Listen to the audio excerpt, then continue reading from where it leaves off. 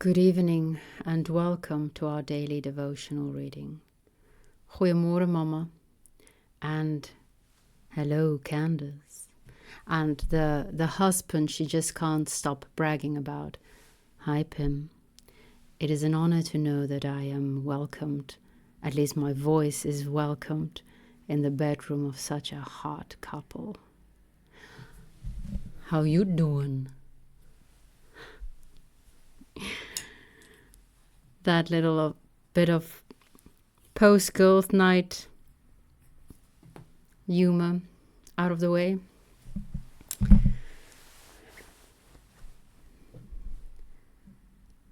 Everything else that was said will forever go to the grave with all of us. Let's take a deep breath.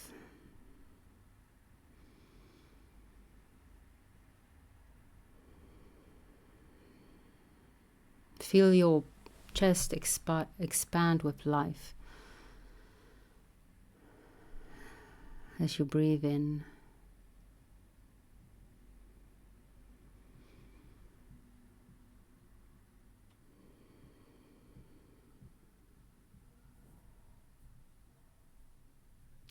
And then let go graciously, because you know the next breath is about to come.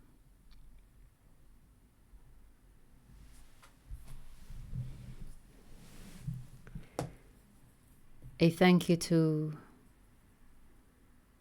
my darling Folly for reminding me that I've started this because of a love of reading, a joy of reading, in reading. And I hope I will be more attentive to trying to share that love, that joy with you. So let's do that. Let's read Plato together. Stranger. Let me ask you to consider a further question. Dietatus. What question? Stranger. When we speak of not being, we speak, I suppose, not of something opposed to being, but only different. Dietatus. What do you mean? Stranger. When we speak of something as not great, does the expression seem to you to imply what is little any more than what is equal? Certainly not. The negative particles, ou and me, so the Greek, not or non, when prefixed to words, do not imply opposition, but only difference from the words, or more correctly from the things represented by the words, which follow them. A difference from the things represented. Quite true. There is another point to be considered, if you do not object. What is it? The nature of the other appears to me to be divided into fractions like knowledge. How so? Knowledge, like the other, is one, and yet various parts of knowledge have each of them their own particular name, and hence there are many arts and kinds of knowledge. Quite true. And is not the case the same with the parts of the other, which is also one? Very likely, but will you tell me how? There is some part of the other which is opposed to the beautiful. There is. Shall we say that this has or has not a name? It has, for whatever we call not beautiful is other than the beautiful, not then something else. Stranger. Now tell me another thing. What? Is the not beautiful anything but this? An existence parted from a certain kind of existence. And again, from another point of view, opposed to an existing something. True. Then the not beautiful turns out to be the opposition of being to being. Very true. But upon this view, is the beautiful a more real and the not beautiful a less real existence? Not at all. And the not great may be said to exist equally with the great. Yes. And in the same way, the just must be placed in the same category with the not just. The one cannot be said to have any more existence than the other. True. The same may be said of other things, seeing that the nature of the other has a real existence. The parts of this nature must equally be supposed to exist. Of course. Then, as would appear, the opposition of the part of the other and of the part of being to one another is, if I may venture to say so, as truly essence as being itself, and implies not the opposite of being, but only what is other than being. Beyond question.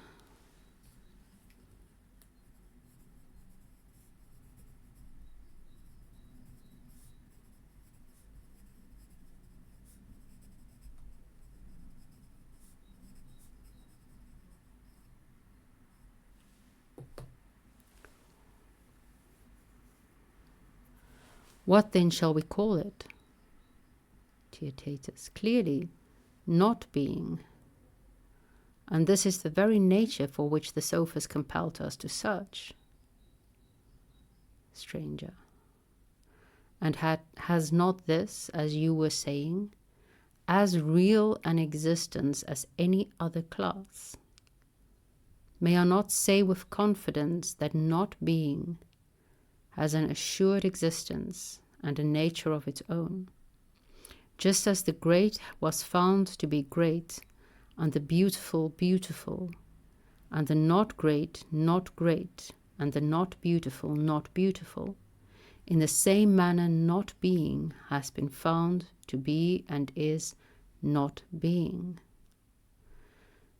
and is to be reckoned one among the many classes of being.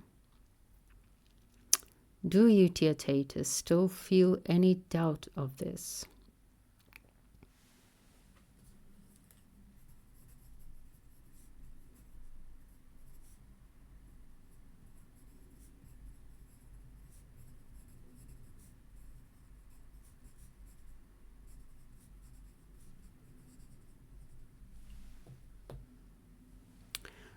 None whatever. Do you observe that our skepticism has carried us beyond the range of Parmenides' prohibition? In what? We have advanced to a further point and shown him more than he forbade us to investigate. How is that? Why, because he says, not being never is, and do thou keep thy thoughts from this way of inquiry. Yes, he does say so, stranger. Whereas we have not only proved that things which are not are, but we have shown what form of being not being is. For we have shown that the nature of the other is, and is distributed over all things in their relation to one another. And whatever part of the other is contrasted with being, this is precisely what we have ventured to call not being.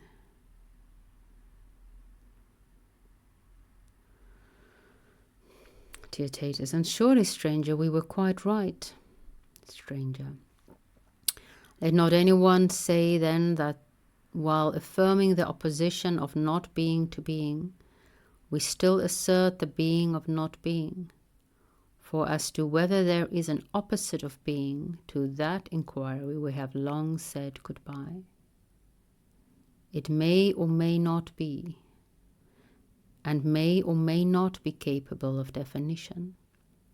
But as touching our present account of not being, let a man either convince us of error, or, so long as he cannot, he too must say, as we are saying, that there is a communion of classes, and that being and difference or other traverse all things and mutually interpenetrate, so that the other partakes of being, and by reason of this participation is, and yet is not that of which it partakes, but other. And being other than being, it is clearly a necessity that not being should be.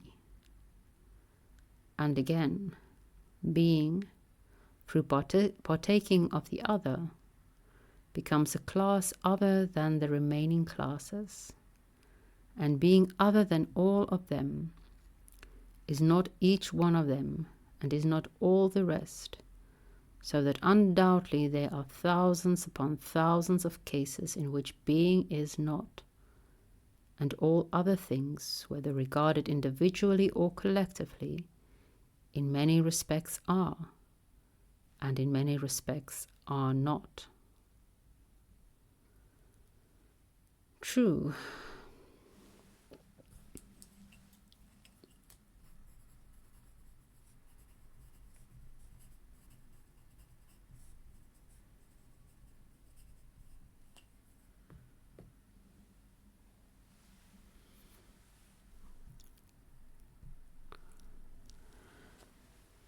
And he who is skeptical of this contradiction must think how he can find something better to say.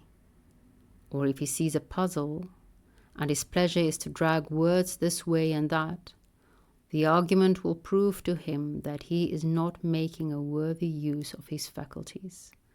For there is no charm in such puzzles, and there is no difficulty in detecting them.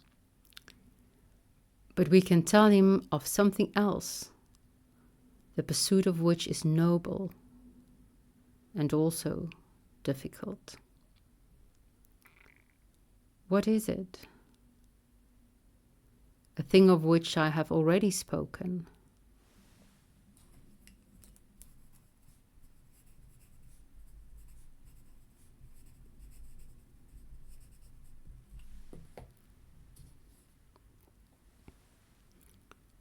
Letting alone these puzzles is involving no difficulty.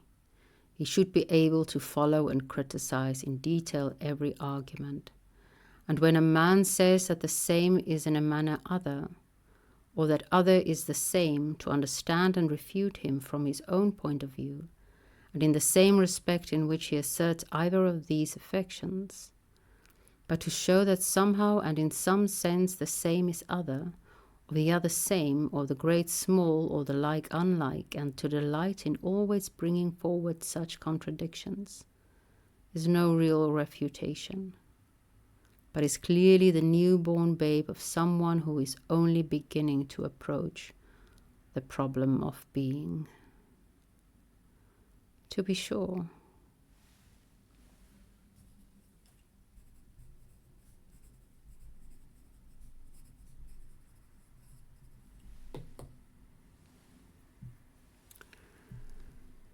For certainly, my friend, the attempt to separate all existences from one another is a barbarism and utterly unworthy of an educated or philosophical mind. The other translation says, and I think more correctly, an unmusical or unphilosophical person. Theaetetus, why so? The attempt at universal separation is the final annihilation of all reasoning. For only by the union of conceptions with one another do we attain to discourse of reason. True. And observe that we were only just in time in making a resistance to such separatists, and compelling them to admit that one thing mingles with another. Why so? Why, that we might be able to assert discourse to be a kind of being. For if we could not, the worst of all consequences would follow. We should have no philosophy. Moreover, the necessity of determining the nature of discourse presses upon us at the moment. If utterly deprived of it, we could no more hold discourse, and deprived of it we should be, if we admitted that there is no admixture or blending of natures at all. Very true.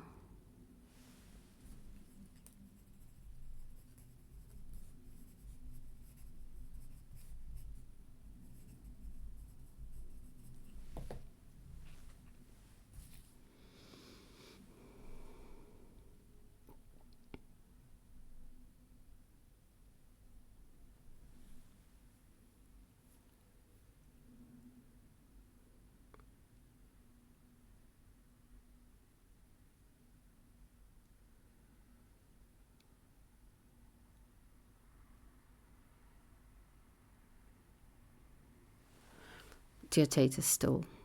But I do not understand why at this moment we must determine the nature of discourse. Stranger.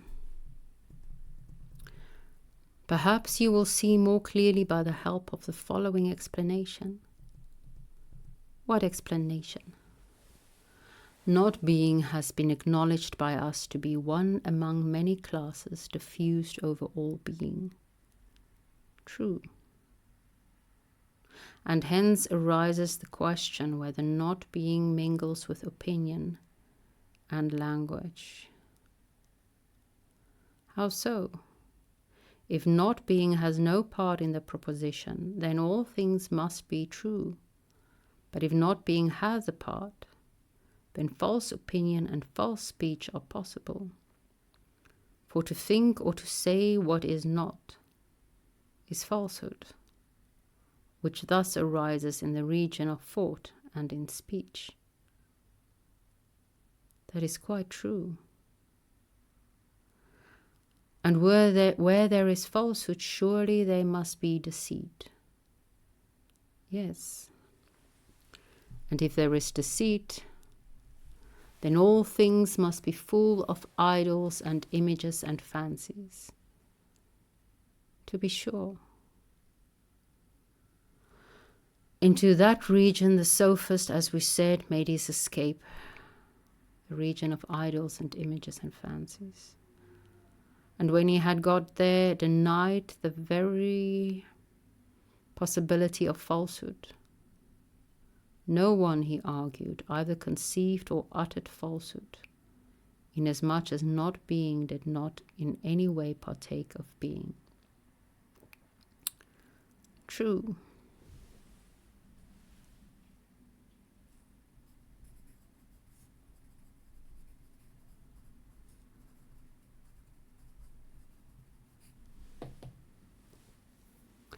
And now, not being has been shown to partake of being, and therefore he will not continue fighting in this direction, but he will probably say that some ideas partake of not being and some not, and that language and opinion are the non-partaking class.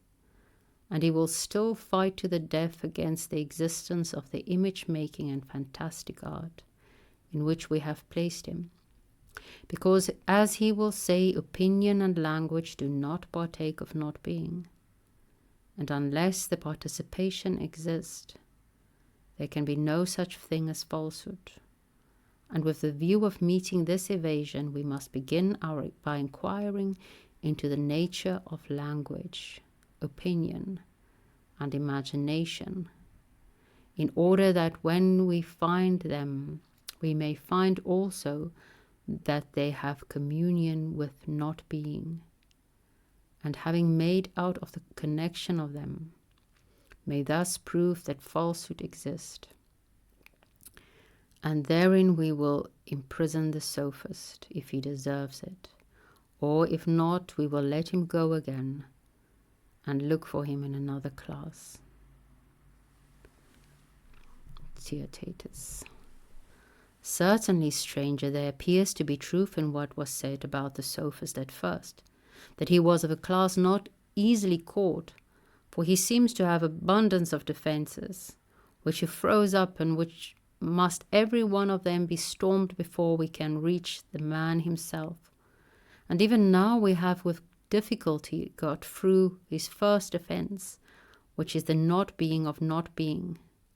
And lo, here is another, for we have still to show that falsehood exists in the sphere of language and opinion. And there will be another and another line of defence without end. Stranger. Anyone, Theaetetus, who is able to advance even a little ought to be of good cheer. For what would he who is dispirited at a little progress do, if he were making none at all, or even undergoing a repulse? Such a faint heart, as the proverb says, will never take the city. But now that we have succeeded thus far, the citadel is ours, and what remains is easier. Very true. Have fun storming the castle.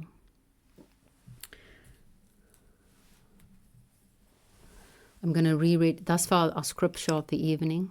I'm going to reread the stranger's last speech.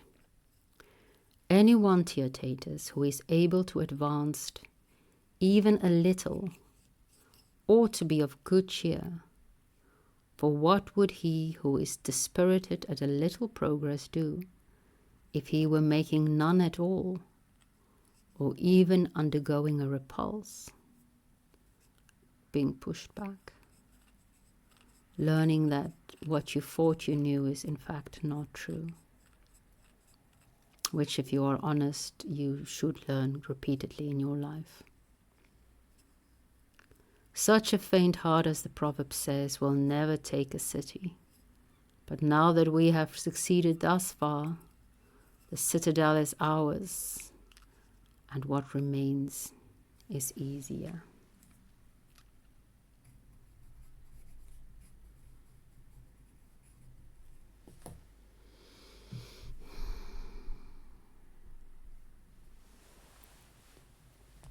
Again, I'll start at the end. Joe spoke to this as well when he spoke about how reading, the act of reading, in his latest video. The act of reading, the learning, should be praised higher than the having of knowledge. Of course, I feel a little bit personally attacked by that. I still hold that I wish that I could know everything. But he makes a good case for the opposite. The love of learning, the joy of learning. And he, in very folly fashion, he uses a story, a short story, to defend his proposition of a man who knew everything, and thus his life became quite shallow. So maybe indeed that scene from Indiana Jones and the Kingdom of the Skull, once you know everything, your head might as well explode. That would be a really nice way to go. I would have liked that. Shout out to the goddess of the moon, twin sister of Apollo, and a shout out to humanity, the darlings of Sophia, aka wisdom, according to the Bible.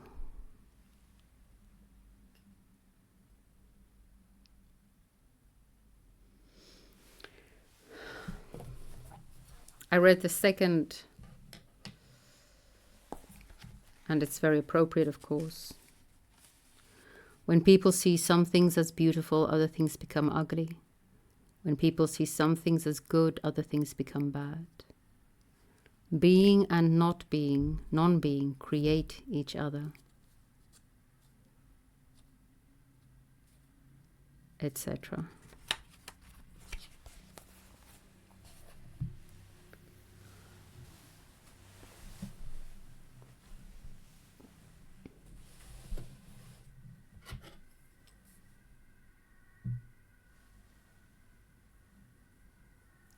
I'm not sure if the logic in this argument holds, but I like the idea behind it. That non-being participates in being in a certain way. I have like a very far off faint sense of its truth. Again, I can almost see it, almost touch it, almost taste it, but I cannot say it or express it in any way.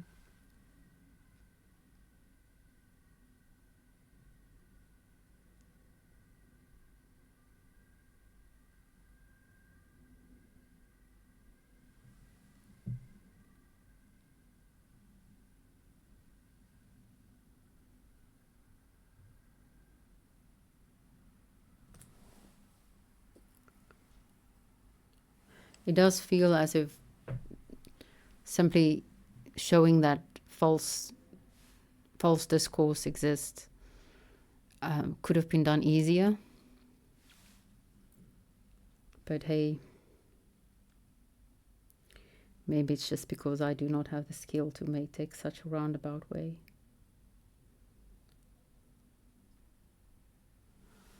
Maybe I shy away from the noble and the difficult too easily. Of course, I had to think of Spinoza. When I woke up this morning, you were on my mind.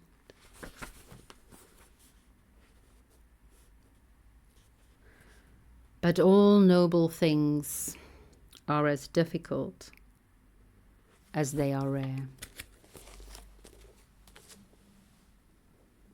Book 5, proposition 42, I think. Let's see, in the scholium. Indeed.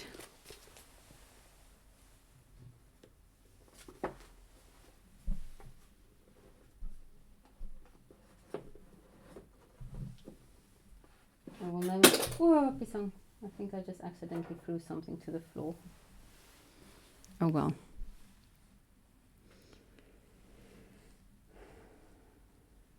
Now I'm curious to see what it is.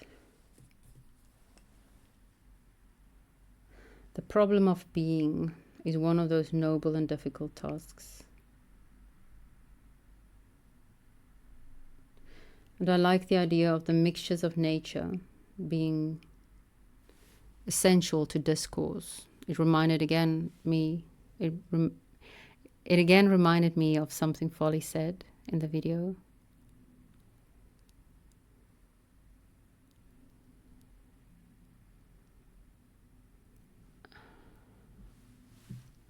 About how there's a friend of his who read the Russians very differently from him, and that it's that difference in their interpretation that makes the conversation interesting and rewarding and makes you capable of learning.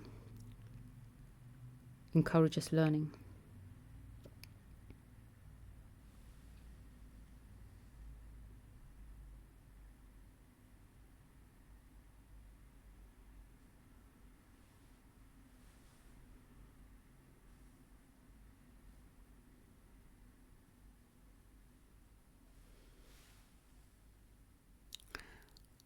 Alex also posted a really cool video with Joe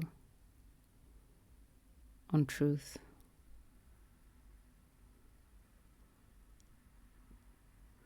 I'm quite tired today after a late night last night.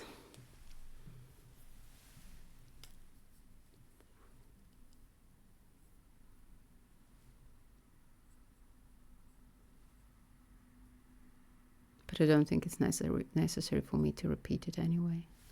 It's there. You can go find it.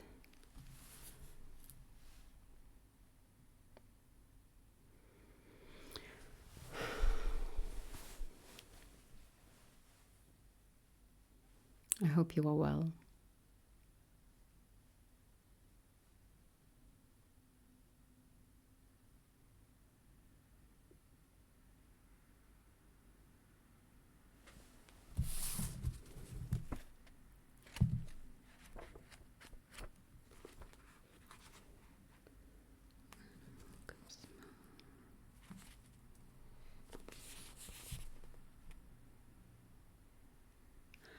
At long last the horizon appears free to us again, even if it should not be bright, at long last our ships may venture out again, venture out to face any danger. All the daring of the lover of knowledge is permitted again. The sea, our sea, lies open again. Perhaps there has never yet been such an open sea. From Nietzsche. May the spirit of Sophia be with you.